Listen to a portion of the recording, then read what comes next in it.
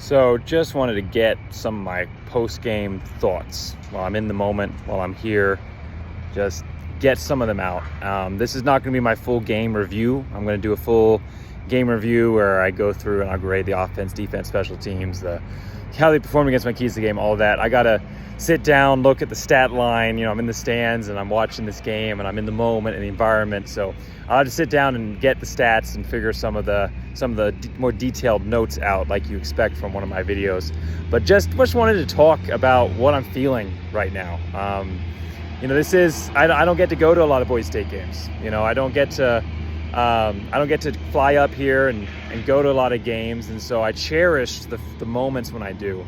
And I got to say, this was one of the best games I've ever been at, as far as the atmosphere of the fans, as far as the environment that we created. I mean, we caused more false starts than were recorded due to the referees. I know I sound like a fan just going off on the refs, but there were a lot of false starts that weren't called. But we created such a loud environment there. It was such a fun atmosphere to be part of. And then just the whole entertainment, just the whole complex that is put together to entertain the fans, from the music to the shows, the little distractions, the lights, which is just another incredible improvement. It was perfect altogether. And I also thought that the lines were a little bit better as far as the beverage and the food goes from my last game here at UT Martin. So just overall, outstanding job to Jeremiah Dickey and this staff putting together this event and making it a successful home opener as far as an entertainment value goes. This was one of the most entertaining games I've watched on the Blue, even if it didn't end the way that we wanted it to. But I just thought the team overall, we wanted to know what this team was after the Washington loss. We don't know. They get blown out. It's not pretty at times. We were decently close for most of that game, but it doesn't end the way we want it to. And we want to know what is this team made of? What are they? We saw a very different offensive production on the field today. Very, very different offensive production on the field. Now, was it that much more statistically successful than Washington? It wasn't overall that much better, and Taylor Green's numbers were actually a little bit worse in this game, and he also got injured towards the end there. But the method, the style of the offense gives me hope in this one. You're looking at a team that was without George Holani, was without Caden Dudley. They were supposed to be without Jean-Bray Dubar. He was reported he was going to be out. Luckily, he was able to play. I've heard Tyler Crow's playing a little banged up. Boise State, this is supposed to be a more running-focused offense, and obviously wasn't able to run on all cylinders when you've got one of your best backs out and no depth back there. Genty is out there basically the whole game, getting spelled a little bit by Dubar, so that's tough.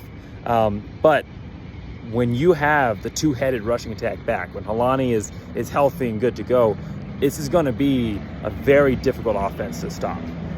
The passing game, there's mistakes made that need to be corrected, and I think we'll see those corrected. But the play calling itself was putting Boise State in a position to succeed overall. And can I just say, what an amazing job by Maddox Madsen to be put in that position, where you've got to go out there and you're down and you've got to go and complete a drive to give your team a chance to win the game. And he's never had to do that before. He's played some garbage time, but this was his first extended starting time for Boise State. And he didn't make any freshman errors. He didn't, throw the ball into harm's way. He took some sacks that were it was the right decision to take the sack in that situation. He found open guys. He was amazing. And I'm, of course, not saying, start Madsen over Taylor Green. Obviously not. But to have someone like that behind Taylor that we know we can call on, and he's going to put us in a position to win, as a Boise State fan, that is incredibly exciting. We got to see the future of Boise State play today. We got to see number 20, true freshman safety. I got to look up his name because I wasn't really on my radar. He got extended playing time. He was playing out there most of the game. There were some guys on defense that got to play that for a little bit that hadn't played a lot. And again, I'm going to be a lot more in depth and specific in my game review video. But there was just a lot of, Jean-Bray Dubar. I mean, he looked great.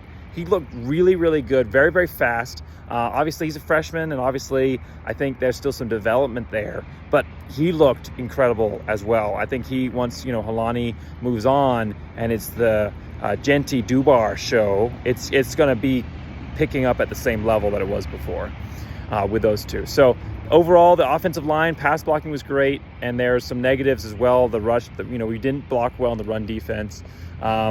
We weren't able to stop their run game. I don't know what they average running, but it's got to be like 6 yards a carry every time that they ran the ball on us. Now, they would also make a lot of mistakes, which would give us opportunities to stop them, and we were able to keep this close right up to the end and have a chance to win it. But my goodness, we got to do something on that center. I mean, Washington, we held them to very few yards, but that rushing was like 70-something yards. But that's also because they were just passing all the time. So something's got to be addressed there. They were always getting past the front line. The line was not stopping them. It was either the linebackers or the secondary that were having to come down and stop the run. And that's why you always saw 5 or 6 yard carries all the way throughout. But, got to see the players after the game, got to talk to a few of them after the game. And they're all got the right mindset. This was an amazing environment. This was a tough team who played very well. And we had a chance to win. We didn't come in here, we didn't get blown out. We didn't, UCF didn't look like they were heads and tails ahead of us. We were evenly matched against a program that's moved on up to the Power 5 in the Big 12. And we played them 100% tough. And I got to tell you, Bronco Nation, oh my goodness, you did everything to get this win tonight. You showed up.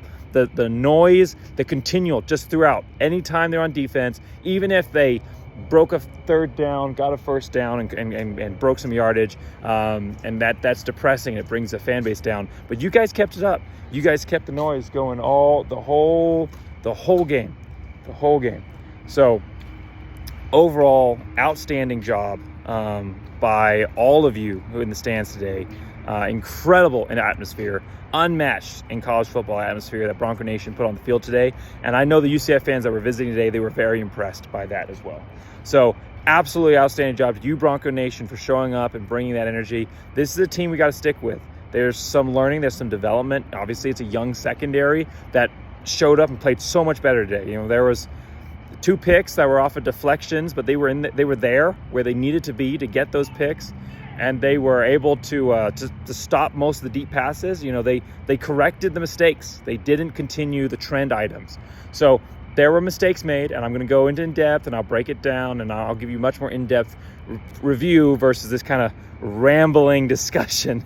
But I just wanted to get some of my feelings out here. I sat in the stands for about 10, 15 minutes after the game and just kind of looked down at the blue, and it's hurting right now. We haven't protected it like we should. But I think we're moving in the right direction. I think that we're gonna bring back the power of the blue. We're gonna bring back the power of the blue. And what I saw tonight from Bronco Nation, we're gonna be able to do that. So outstanding job, Bronco Nation, showing up, helping this team that had a lot of injured guys out, that had a lot of new faces, that really changed the offensive scheme and responded to the mistakes and were focused on correcting them and really put their best foot forward to try and get a win. And you lose on a last-second field goal. And if you're going to lose, that's the way to do it.